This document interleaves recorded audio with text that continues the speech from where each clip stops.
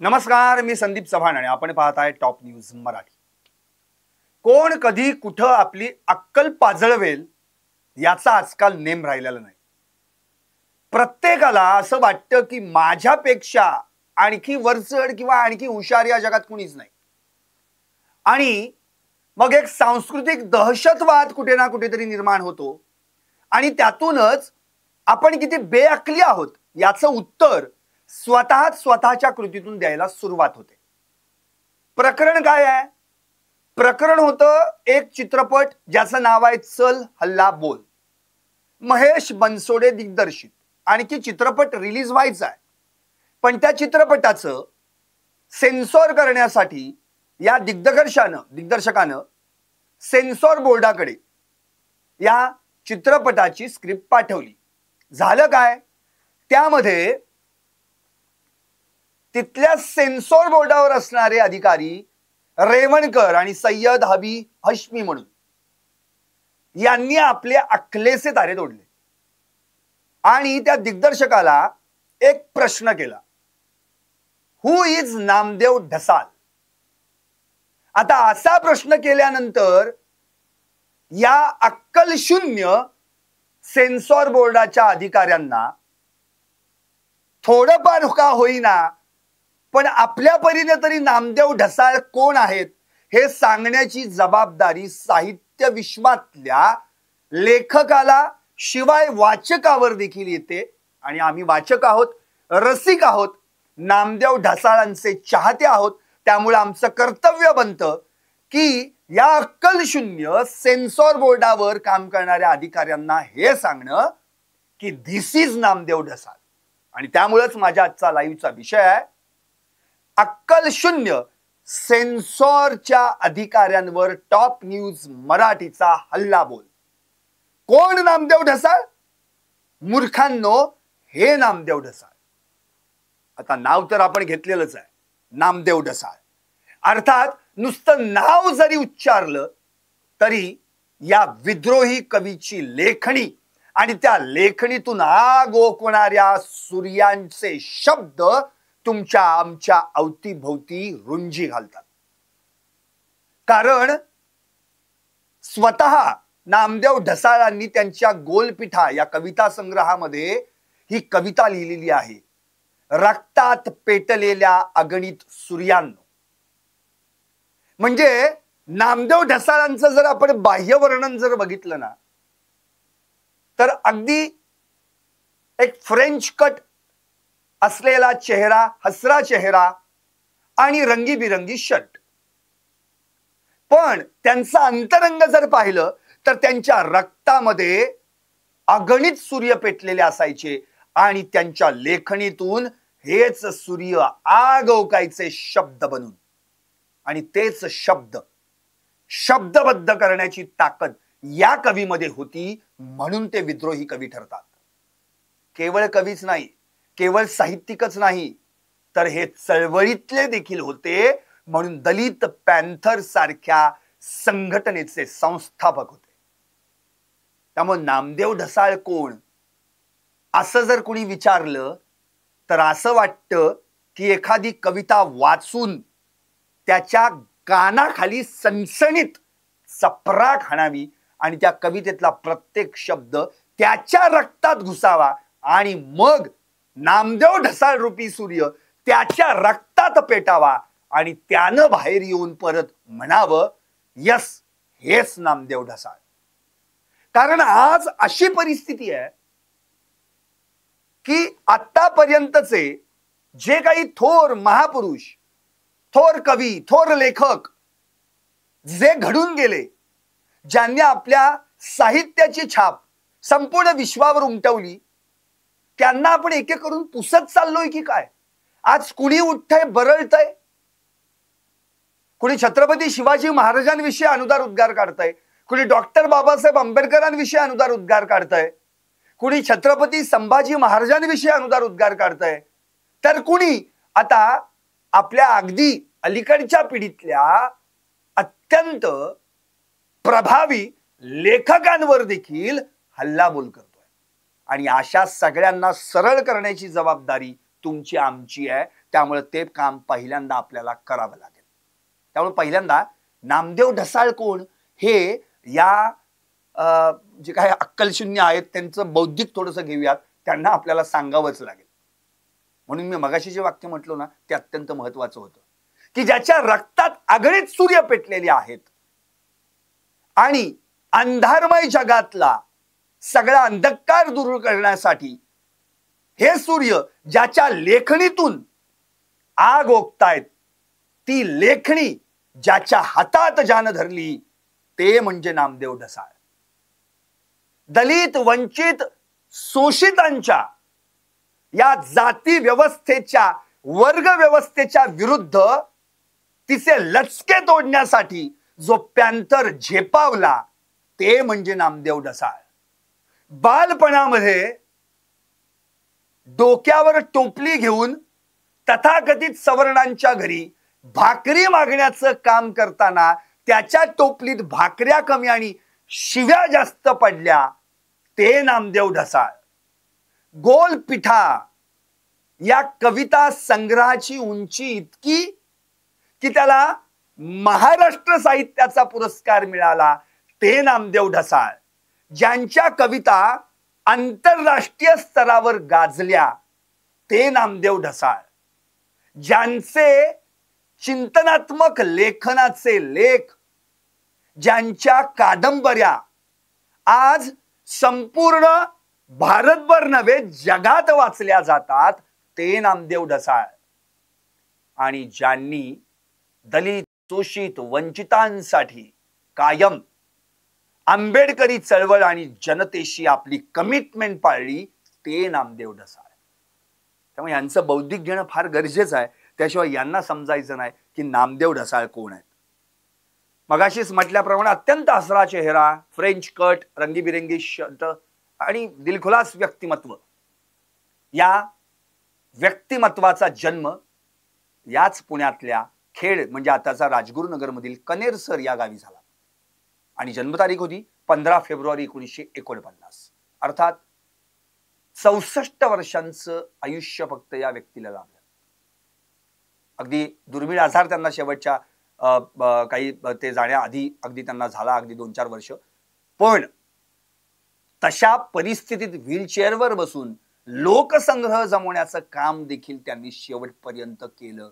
ही त्यांची ताकद होती, कारण की ते पॅन्थर होते, झेपावणारे होते, झेपावणारे होते आणि झेपावून आपली झेप दाखवून लोकांची ताकद, सर्वसामान्यांची ताकद, बहुजनांची ताकद दाखवण्याची ताकद बाळगणारे होते.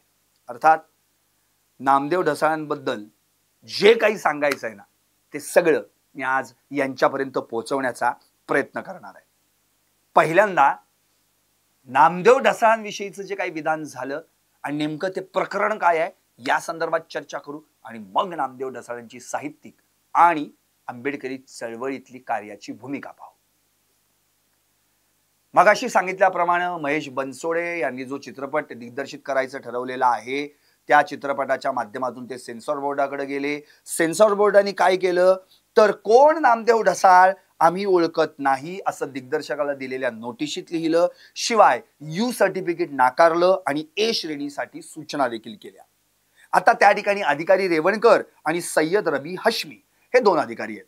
ढसाळांच्या कविता आणि कवितेतले काही शब्द काढण्यासोबतच त्यांनी वाघ्या मुरळी या आपल्या लोककलेला अक्षरशः स्टेज डान्स म्हणून म्हटलं. आता हे सगळं झाल्यानंतर हा वाद इथे शेमेल तर शपथ, कारण की कोण नामदेव ढसाळ बोलल्यानंतर यांचा अक्षरशः बोजवारा उडणार हे शक्यच म्हणजे प्रश्नच नाही. मग काय युवा पॅन्थर असो किंवा साहित्य विश्वातले अनेक अग्रणी साहित्यिक, वाचक, रसिक या सगळ्यांनी या सेन्सॉर बोर्डाला धुवून काढलं. मुळातच सेन्सॉर बोर्डाचं काम काय आहे, चित्रपटातल्या काही आक्षेपार्ह घटनांची काटछाट करणं, त्यांना कात्री लावणं. पण या अधिकाऱ्यांतर यांच्या आकलेलाच कात्री लावली आहे हे याच्यातनं दिसून येतं. आता दुसरा वाद काय झाला, आजच ज्या नामदेव ढसाळांच्या पत्नी आहेत मल्लिका अमर शेख यांनी एक पत्रकार परिषद घेतली. त्यांच्याबरोबर बायोस्कोप फिल्मचे संजय पांडे देखील होते. या पत्रकार परिषदेमध्ये आणखी एक वेगळाच वाद निर्माण झाला. तो कुठला त्यांनी सांगितला, मुळातच चल हल्ला बोलचे दिग्दर्शक महेश बनसोडे यांनी नामदेव ढसाळांच्या या ज्या कविता त्यांच्या चित्रपटात वापरलेल्या आहेत त्याची पूर्व परवानगीच माझ्याकडनं घेतलेली नाहीये. मग त्यांनी या कवितांचा वापर त्याच्या चित्रपटात कसा काय केला? मुळातच इंटेलेक्च्युअल प्रॉपर्टी म्हणजे कॉपीराईट हक्कानुसार 50 वर्षांपर्यंत ती व्यक्ती गेल्यानंतर 50 वर्षांपर्यंत या सगळ्या ज्या काही त्याचं लेखन असेल, इंटेलेक्च्युअल प्रॉपर्टी आपण ज्याला म्हणतो, बौद्धिक संपत्ती, ही कुणालाही वापरता येत नाही संबंधितांच्या पूर्व परवानगीशिवाय, त्यांची परवानगी घेतल्याशिवाय वापरता येत नाहीत. 50 वर्षांनंतर ती समाजाची होते. मग अजून तर त्यांना जाऊन 50 वर्ष देखील झालेली नाहीयेत. मग अशा वेळी नेमकं या व्यक्तीनं या कविता नामदेव ढसाळांच्या त्यांच्याच जीवनावरील चित्रपट काढताना मला का नाही विचारलं? त्यामुळे कायद्याच्या भाषेत तर मी महेश बनसोडेंना उत्तर देणारच, असं देखील यावेळी मल्लिका शेख यांनी म्हटलं. पण त्यानंतर मात्र त्या सेन्सॉर बोर्डाच्या सगळ्या अधिकाऱ्यांचा देखील त्यांनी समाचार घेतला. त्यांनी स्पष्टपणेच म्हटलेलं आहे, हे जे कोण अधिकारी आहेत ते त्या पदावर राहण्याच्या लायकीचे नाहीयेत. कारण की 27 फेब्रुवारी मराठी भाषा दिन आणि त्याच दिवशी यानं अशा मराठी कवीची अवहेलना केली ज्यांच्या कविता जगभरात वाचल्या जातात, जे जागतिक पातळीवरचे कवी लेखक आहेत, त्यांच्याविषयी कोण नामदेव ढसाळ म्हणून हा प्रश्न जर हे अधिकारी करत असतील तर यांना या पदावर राहण्याच्या हे पात्रतेचे नाहीयेत. त्यामुळे त्यांचं निलंबन करण्यात यावं अशी मागणी मल्लिका शेख यांनी या पत्रकार परिषदेत केली. आता सगळ्यात महत्वाचा मुद्दा हाच की नामदेव ढसाळ, मुळातच नामदेव ढसाळ म्हणजे विद्रोही कवी आणि दुसरे म्हणजे चळवळीतले नेते. म्हणजे एकाच नाण्याच्या दोन बाजू. जर म्हणजे दलित पॅंथरचं काम करत असताना जर ते खांब ठोकण्याचं जरी काम करत असतील ना, मंडपाचं एखाद्या मंडपाचं खांब ठोकण्याचं काम, तरी देखील त्यांना कविता सुचायची. आणि कविता सुचताना देखील त्यांना चळवळीचं कार्य सुचायचं. त्यामुळे त्या दोघांमध्ये काही डिफरन्सिएशनच करता येणार नाही अशी ही व्यक्ती. 2001 साली त्यांनी बर्लिन आंतरराष्ट्रीय साहित्य महोत्सव गाजवला होता. ऐकताय काय? हे सेन्सॉर बोर्डवाले कोण आहेत ना, सेन्सॉर बोर्डचे अधिकारी, ज्यांनी आपली अक्कल पाजवली, त्यांना माझं सांगणं आहे, आंतरराष्ट्रीय महोत्सव गाजवला होता बर्लिनचा. शिवाय अमेरिकेच्या लायब्ररी ऑफ काँग्रेससाठी त्यांच्या साहित्याची निवड झाली होती. आणि साहित्यामुळे जग हादरवता येतं हे त्यांनी आपल्या साहित्यातून दाखवून दिलंय. ही त्यांची ताकद होती. आता नामदेव ढसाळांच्या व्यक्तिमत्वाविषयी किंवा जीवनचरित्राविषयी देखील आपण थोडंसं ऐकायला हवं. ते फार महत्वाचं. कारण नामदेव ढसाळ म्हणजे आपण जर आधीचे जर सगळे आपण लेखक किंवा कवी बघितले तर बालपणीचा, काळ सुखाचा वगैरे सगळं त्या कवितेमध्ये आपण ऐकतो. पण नामदेव ढसाळांच्या बाबतीत असं अजिबात घडलं नाही. त्यांचं बालपण अतिशय दुःखात गेलं. मुळातच ते ज्या गावी राहायचे त्या गावी अस्पृश्य समाजानं काही ठराविक तथाकथित सवर्णांकडे जे काही मादुकरी म्हणजे भाकऱ्या वगैरे मागायच्या आहेत, भाजी जेवण मागायचं आहे, ते त्या ठिकाणी त्यांना जावं लागायचं. लहानपणी ते त्यांना डोक्यावर टोपली ठेवून ते काम करावं लागायचं. शिवाय सगळ्यात महत्वाचा मुद्दा म्हणजे यांचं काम काय होतं? लाकडं फोडणं, दवंडी पिटवणं, रखवालदारी करणं, हे यांचं काम यांच्या कुटुंबाचं होतं. म्हणजे आई आणि ते स्वतः गावी राहायचे आणि वडील मात्र मुंबईला कत्तलखान्यामध्ये नोकरीला होते. आता हे काम अर्थातच नामदेव ढसाळांवर पडलं होतं, ती जबाबदारी. आणि मग शेवटी ते टोपली डोक्यावर घेऊन त्या ठिकाणी भाकरी मागायला जायचे. अर्थात तुम्हाला सांगायची गरज नाही, टोपलीत भाकऱ्या कमी आणि शिव्यात जास्त पडायच्या, पण तरी देखील त्यांना ते काम करणं गरजेचं होतं. हे सगळं करत असताना राहिला मुद्दा शाळेचा. अर्थात नामदेव ढसाळ यांना शाळेत देखील फारसं काही म्हणजे त्यांना शाळा देखील काही फारशी आवडायची नाही. का आवडायची नाही याचं पण कारण फार महत्वाचं आहे. त्यावेळी तथाकथित सवर्णांच्या मुलांना अगदी व्यवस्थित चांगल्या जागेवर वरती बसवलं जायचं आणि यांना कुठंतरी आजूबाजूला अस्पृश्य समाजातील मुलांना बसवलं जायचं. त्यामुळे नामदेव ढसाळांना ते पटायचं नाही. त्यावेळची ती जाती वर्ण व्यवस्था अजिबात पटायची नाही. त्यांच्या मनात अक्षरशः खतखत असायची. आणि एवढं करून सुद्धा त्यांनी एक डेअरिंग करून त्यांनी एक प्रश्न देखील विचारला की आम्हाला तरी कधीतरी वाचू देत जा ना.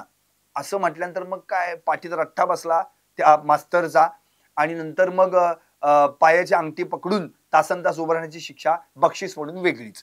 त्यामुळे त्यांना शाळा अजिबात आवडत नव्हती. पण एक मास्तर असे त्यांना भेटले की ज्यांनी नामदेव ढसाळांना स्पष्टपणे म्हटलं, तुला जर बिस्किट आणि गोळ्या खायच्या असतील त्यावेळी तू शाळेत येत जा. मग मात्र नामदेव ढसाळांना शाळा आवडायला लागली. किमान बिस्किट आणि गोळ्या तरी मिळतात, शाळेत जायला काय हरकत आहे. हळूहळू त्या मास्तरांनी नामदेव ढसाळांना काही पुस्तकं वाचायला दिली आणि तिथून नामदेव ढसाळांच्या मनामध्ये या शब्दांची भूमिका, शब्दांची ताकद, शब्दांची जी काही कसरत आहे ती सुरू झाली.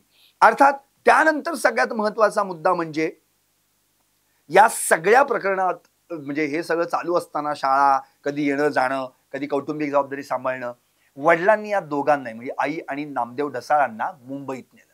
आता मुंबईत गेल्यानंतर ते त्या ज्या एरियात राहत होते, ज्या ठिकाणी कामाठीपुरा म्हणून जो अगदी म्हणजे देह विक्रय करणाऱ्या महिलांचा तो एरिया म्हणून ओळखला जातो, रेड लाईट एरिया म्हणून ओळखला जातो, त्या ठिकाणी त्यांना राहावं लागलं. अर्थात मग तिथली भाषा, तिथलं स्वभाव गुणधर्म, तिथे काम करणारी माणसं, या सगळ्यांमध्ये त्यांचा वावर सुरू झाला आणि मग त्यांना येणाऱ्या ज्या समस्या आहेत, त्यांना येणाऱ्या अडीअडचणी आहेत, ते शब्दबद्ध करू लागले. नामदेव ढसाळ एक चांगले चित्रकार देखील होते, म्हणजे ते शब्दबद्ध करू लागले आणि मग त्यातूनच हळूहळू कविता लेखन करायला त्यांनी सुरुवात केली.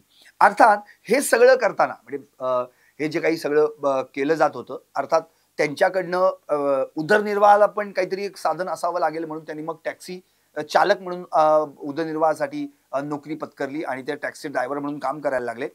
ते काम करत असताना जो काही फावला वेळ मिळेल त्यावेळी ते कविता लेखन देखील करायचे, कविता रचायचे. आता ही कविता लेखन करताना, कविता रचता रचता त्यांना असं वाटू लागलं की आपण जी काही कविता लिहिली आहे ती कुठेतरी वाचून पण दाखवायला पाहिजे. शेवटी एका कवी संमेलनामध्ये ते गेले आणि विनंती केली की मला माझी कविता वाचून दाखवायची. पण अर्थातच त्यांची विनंती मान्य झाली, पण कविता काय तिथल्या लोकांना रुचली नाही, कारण की ते प्रस्थापित होते आणि नामदेव ढसाळांचं वर्णन म्हणजे ते ज्या एरियामध्ये राहत होते तिथल्या दलित, शोषित, वंचितांच्या वर जो काय अन्याय होतो त्याला वाचा फोडणारी कविता होती, म्हणून तर ते विद्रोही होते. अर्थात एक टॅक्सी ड्रायव्हर कविता वाचायचं म्हणतोय, त्याला परवानगी तर दिली गेली, कविता वाचली, ती काय फारशी रुजली नाही. पण नंतर एक अशी वेळ आली की त्यांनी गोलपिठा नावाचा एक कविता संग्रह लिहिला. हा गोलपिठा नावाचा कविता संग्रह जो आहे तो कविता संग्रह प्रकाशित झाल्यानंतर मात्र सगळ्यांच्याच डोक्यात प्रकाश पडला. कारण या गोलपिठानं नंतर अशी काही ताकद आपली दाखवून दिली की आतापर्यंत या सगळ्या कविता ज्या इतर लेखकांनी लिहिलेल्या होत्या त्याची भाषा आणि या गोलपिठातल्या कवितेची भाषा अत्यंत वेगळी होती, ही सांगायची गरजच नाही. कारण की आतापर्यंत गोलपिठा कविता संग्रह वाचला नाही अशी माणसं फारच अगदीच दुर्मिळ असतील. नसेल वाचल्या तर त्यांनी जरूर वाचायला हवी. गोलपिठाची ताकद काय आहे. याच गोलपिठाला प्रस्तावना प्रसिद्ध लेखक विजय तेंडुलकरांची आहे, प्रसिद्ध साहित्यिक विजय तेंडुलकरांची होती, हे देखील आपण विसरता कामा नये.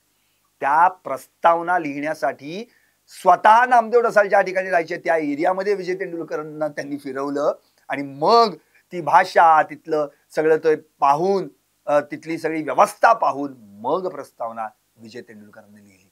ही त्यांची ताकद होती. अर्थात या गोलपिठाला नंतर महाराष्ट्र साहित्यचा पुरस्कार देखील मिळाला.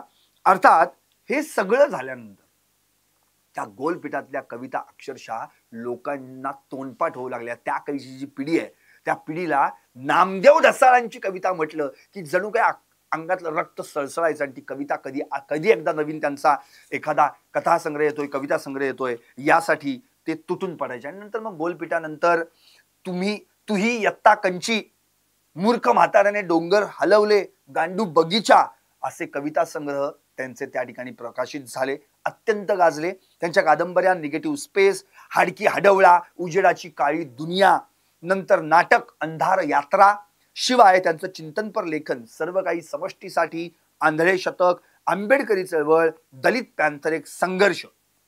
अखेर गोलपिठाला महाराष्ट्र राज्य पुरस्कार, साहित्य अकादमी जीवन गौरव पुरस्कारांनी देखील त्यांना गौरवण्यात आलं. आणि याच नामदेव ढसाळांना शेवटी पद्मश्री या सन्मानानं देखील सन्मानित करण्यात आलं. ते साल होतं 1999.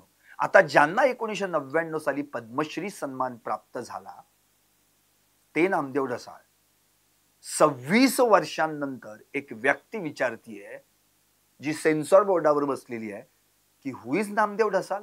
अरे तुमची अक्कल कुठे गेली की तुम्हाला एवढंही माहित नाही की 26 वर्षापूर्वी या व्यक्तीनं पद्मश्री हा सर्वोच्च पुरस्कार, हा सर्वोच्च सन्मान मिळवला होता. आता आणखी महत्वाचा मुद्दा म्हणजे जेव्हा नामदेव ढसाळांनी या सगळ्या ताकदीनं आपल्या कविता मांडायला सुरुवात केली, लेखन करायला सुरुवात केली, त्याच वेळी कामाठीपुरातल्या त्यांना समस्या देखील जाणवू लागल्या. कारण की त्यावेळी त्या ठिकाणी रेड लाईट एरियामध्ये जे काम करणारी व्यक्ती होत्या, मग अगदी त्या वेश्या व्यवसाय चालवणाऱ्या महिला असतील कामगार असतील, असंघटित कामगार होते, दलित बांधव असतील, शिवाय कत्तलखान्यात काम करणारे लोक असतील, गरीब लोक असतील, या सगळ्यांच्या समस्या सोडवण्यासाठी त्यांनी नंतर मोर्चे काढायला सुरुवात केली आणि मग भविष्यात दलित पॅन्थर नावाची संघटना देखील त्यांनी त्या ठिकाणी स्थापन केली आणि मग दलितांविरोधात होणाऱ्या अत्याचाराला वाचा फोडण्यासाठी हा पॅन्थर झेपावू लागला. त्यांचे बरेचसे मित्र एकत्र येऊन त्यांनी संघटना स्थापन केली. अर्थात अमेरिकेतल्या कृष्णवर्णीयांच्या हक्कासाठी लढणाऱ्या संघटनेचं नाव होतं ब्लॅक पॅन्थर. त्याच धर्तीवर दलित पॅन्थर नावाची संघटना स्थापन करण्यात आली. अर्थात त्यानंतर ढसाळ यांच्यावर काही आरोप झाले, त्यांच्या मित्रांनीच आरोप केले चळवळीतल्या लोकांनी की ते कम्युनिस्ट आहेत म्हणून. नंतर त्यांना खूपच विरोध झाला. नंतर दलित पॅन्थर फुटली सुद्धा. पण ढसाळांनी शेवटपर्यंत हे दाखवून दिलं की आंबेडकरी चळवळ जनतेशी माझी कमिटमेंट कायम आहे, कायम होती आणि कायम राहील. अर्थात आंबेडकरी चळवळ आणि सोशलिस्ट कम्युनिस्ट हे पुस्तक जरूर वाचा. त्यात त्यांनी संपूर्ण त्यांच्या जीवनशैलीची, दलित चळवळीची भूमिका स्पष्ट केलेली आहे. 2014 मध्ये मात्र त्यांना मायस्थेनिया ग्राव्हिस या दुर्धर आजारानं ग्रासलं. अर्थात त्यांना व्हीलचेअरवर बसावं लागलं. अनेक वर्ष त्या व्हीलचेअरवर त्यांना आयुष्य काढावं लागलं. पण त्यांनी त्यांचा लोकसंग्रह काही कमी केला नाही. शेवटपर्यंत ते लोकांशी बोलत राहिले, मिसळत राहिले, लोकांच्या समस्या जाणून घेत राहिले. आणि आता अगदी शेवटाला जाती प्रथा, परंपरेची जोखड, सामाजिक अन्याय, सामाजिक विषमता यावर आवाज उठवणाऱ्या नामदेव ढसाळांबद्दल एक ज्येष्ठ समीक्षक आहेत दिलीप चित्रे यांनी अतिशय उत्तम लिहिलेलं आहे. ते फक्त ऐकवतो. त्यांनी असं म्हटलंय, पोएट ऑफ अंडरवर्ल्ड असा लेखच त्यांनी नामदेव ढसाळांवर लिहिलाय. अंडरवर्ल्ड म्हणजे काय गुन्हेगारी जगत का? नाही, अंधकारमय जग, जे आजच्या पांढरपेशा जगताला कधी पाहायलाच मिळालं नाही किंवा त्यांनी कधी पाहायचा प्रयत्नच केला नाही की अंधकारमय जगामध्ये काय घडतंय, तिथल्या शोषितांना, वंचितांना किती त्रास सहन करावा लागतोय. आणि या अंधकारमय जगामध्ये ज्यांनी कवितेच्या रूपानं त्यांच्या सगळ्या समस्या एकवटून शब्दबद्ध करून लोकांसमोर मांडल्या, म्हणून ते पोएट ऑफ अंडरवर्ल्ड ठरतात असं या ठिकाणी दिलीप चित्रे यांनी म्हटलं. आणि त्यामध्ये असं म्हटलंय, टी.एस. एलियट अत्यंत थोर कवी, प्रसिद्ध कवी, ज्यांच्या द वेस्टलँड या कविता संग्रहाला जसं इंग्रजी कवितेत सर्वोच्च स्थान आहे, तसंच नामदेव ढसाळांच्या गोलपिठा या कविता संग्रहाला केवळ मराठीतच नव्हे तर संपूर्ण भारतातील कवितांमध्ये सर्वोच्च स्थान आहे, हे विसरून चालणार नाही. म्हणून त्यांच्या गोलपिठा या कविता संग्रहातल्याच एका कवितेनं मी या लाईव्हचं शेवट करतोय. रक्तात पेटलेल्या अगणित सूर्यांनो, तुमची आई बहीण आजही विटंबली जाते हटाहटातून. मवाल्यासारखे माजलेले उन्मत्त निरो आजही मेणबत्ती सारखी जाळतात माणसं चौका चौकातून. कोरभर भाकरी, पसाभर पाणी यांचा अट्टहास केलाच तर आजही फिरवला जातो नांगर घरादारावरून. चिंधकातले हात सळसळलेच तर छाटले जातात आजही नगरानगरातून. रक्तात पेटलेल्या अगणित सूर्यांनो, किती दिवस सोसायची ही घोर नाकेबंदी, मरेपर्यंत राहायचं का असंच युद्ध कैदी. ती पहा रे ती पहा, मातीची अस्मिता आभाळभर झालीये. माझ्या यातनेनं आता जिंदाबादची गर्जना केलीये. रक्तात पेटलेल्या अगणित सूर्यांनो, आता या शहराला आग लावत चला, आग लावत चला, आग लावत चला. पाहत रहा टॉप न्यूज मराठी, आपला महाराष्ट्र, आपली बात.